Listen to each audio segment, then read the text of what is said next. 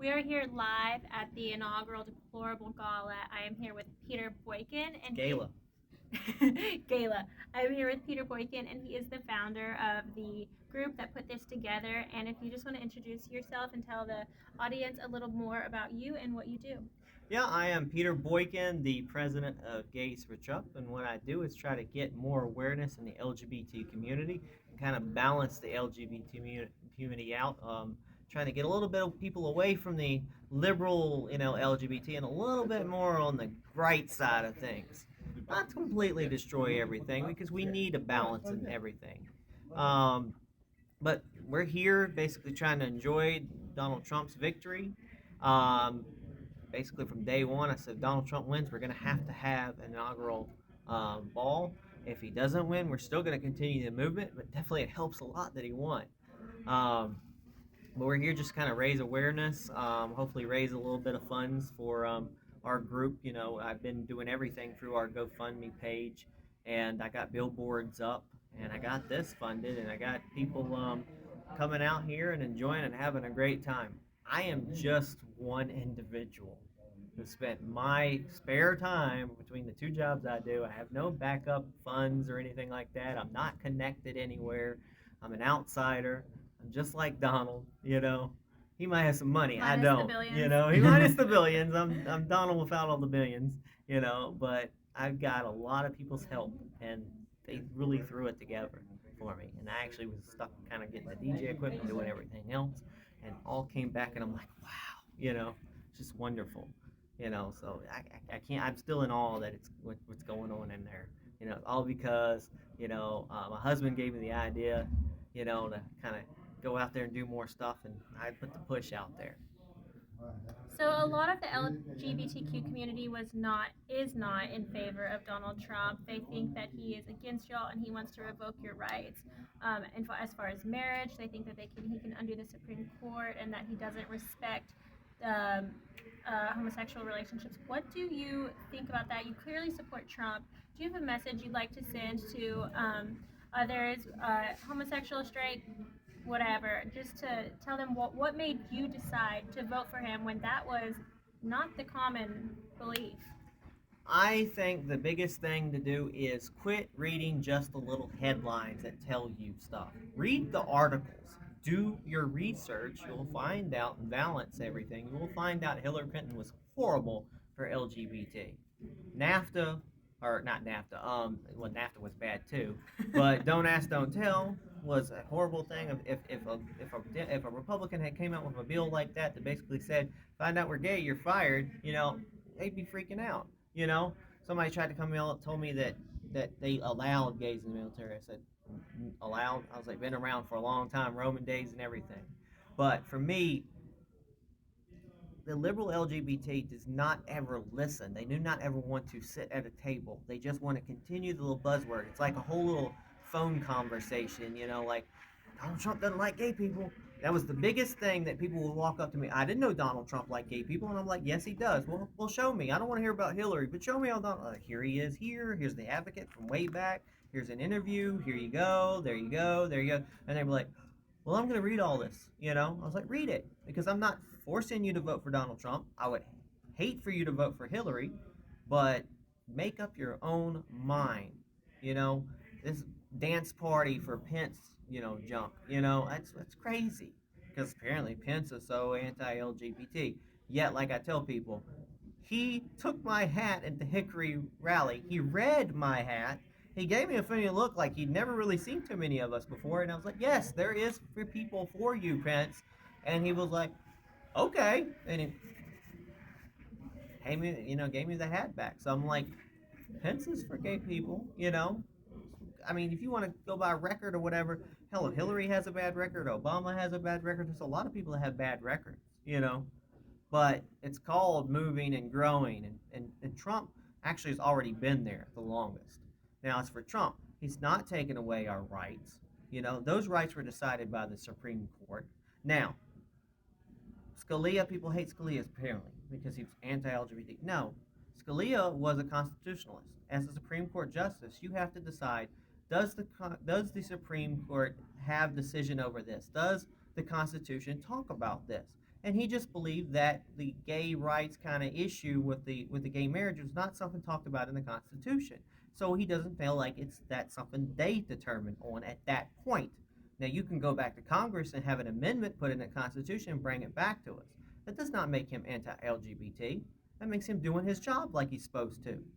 So when Trump said, he wants more Scalia people, that just means he wants people to determine on the actual law the job they're supposed to do, and that maybe they should leave it to state rights, which is a good Republican answer.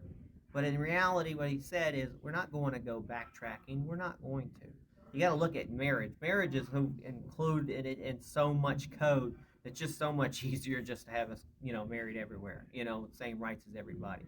So he's not going against gay marriage. He's not taking our marriage rights away. He's not taking any rights away. In fact, he was the first and the only one who really came out there and said he was going to protect us. In Orlando, he came out, but he came out before Orlando. He didn't just use Orlando. In fact, if you look at Hillary Clinton and Obama, what did they do? They didn't even help gay rights at that point. They started griping about the gun issue again. And then it was a week or so later, and then you have Hillary Clinton have her one or two rallies that she had the whole campaign. She has the father of the killer behind her. You have to be vetted for that. How did he end up? And he's sitting there doing YouTube videos where he's acting like he's the president of something and he's anti-LGBT. She takes money from people who in countries that want to kill us. They behead women. They throw gays off buildings. We'll say it over and over again. LGBT won't listen. But when they did listen to me at our Pride festivals, I can tell you the truth. There's at least 40-45% of LGBT people out there that are for Trump. And those are the people who actually spent time and actually listened, and they just didn't get in the clique. So when you are at the LGBTQ parades, festivals, rallies, gathers, anything, do you get a sense of animosity for supporting Trump because from maybe those who are not as educated? I think I run a lot of younger women that go to these ones that really came up to us. Guys, kind of, but you'll have actually some people that only give thumbs up. It seems like the older you are, the more they are for Trump, the more experienced, more they're away from those kind of LGBT liberal groups or whatever that kind of just force it down your throat. I mean, I had to deal with the HRC directly. They were trying to tell me to cease and desist for having their stickers on there because they endorsed Hillary. And I said the same thing. How can you endorse Hillary Clinton for all the stuff she's did? You're supposed to be human rights. I'm not telling you to endorse Donald Trump because I don't think you as an organization should endorse anybody. And that really ticked me off. And they were trying, we'll cease and desist. I was like, good, fine. The event will be over by then. So I can't stand they send me messages. It irritates me the hell out of me. I got their stickers on the back of my car next to Trump. Hope it triggers them. Good for you. You know? In Trump's administration, what are you most looking forward to him accomplishing? I'm looking for him to basically make jobs, and build the wall for security, but also build the relationship between us and Mexico. That'll happen with the wall. People don't understand. Like you said, big beautiful walls. Not big beautiful walls, big beautiful doors. We're gonna let people in and out. We're gonna properly do things. We're gonna make America great again. We're gonna make America first to get our jobs back. You know, and promote and only help countries that want to help us as well, and make that a real free trade. Repatriating our money back. Apple said that a long time ago they would come back to us if they could just get their money back in. People understand that you have businesses out there are restricted. All those restrictions or whatever hurt businesses. And it's been flip flopping around. And I'm hoping that I'll get a better job, hopefully, out of this administration because the last 8 years I've gotten degrees and stuff, and I didn't even be able to get a job in IT security. Well, and that's supposed to be really prosperous. Yeah, right now, I'm supposed to get a job in IT, and I can't get one. I got 2 master's degrees. So what's going on?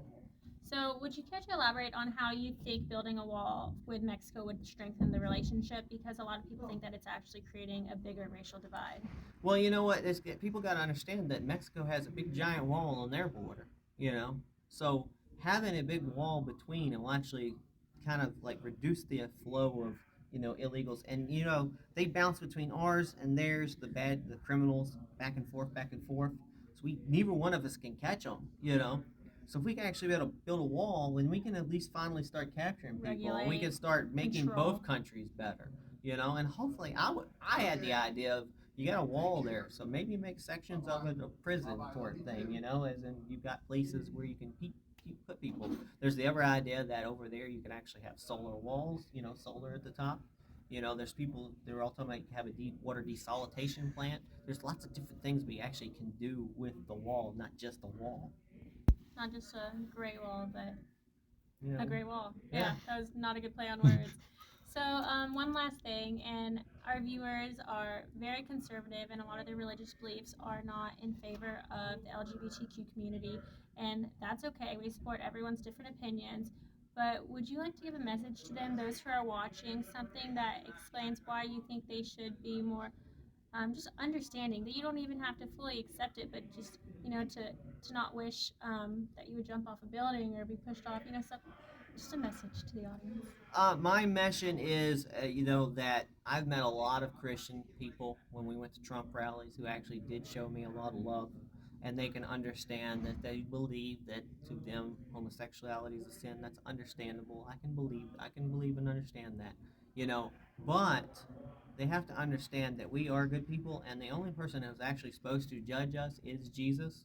And I'm a very good person. It's just because I supposedly have one sin in their, group, doesn't make me a bad person, So I'm not the liberal LGBT. I think they've been accustomed and they've seen so many times, and they basically have been, kind of like conditioned to hate LGBT because they've seen that so much. But I don't know how many Christian people out there have come up to me and go, I have a daughter who's LGBT. I have a son. I have a cousin. There's so many out there that I wish you could speak to them, and tell them to quit being like they are. But not, it's okay they've been being what they are, but not to be what they are. It's more of like the culture, the liberal LGBT culture that they don't like. It's not so much the homosexuality. You've got one person who told me that they come home and they're just completely disrespectful. They bring their boyfriend or whatever, and they just do stuff in front of them and things like that. It's just offensive to them. It's called respect. Even if you had a daughter and she was having a boyfriend, and you're the dad, you don't want to see them tonguing and stuff in front of them. It's disrespectful. Absolutely not. So it's a respect thing. So I completely understand that. That's a very good answer. I respect it. Yep. Thank you, Mr. Boykin. Thank you. For taking the time out of your amazing event to meet with us. We really appreciate You're it. welcome. And best of luck to you. Thank you very much. Thank you.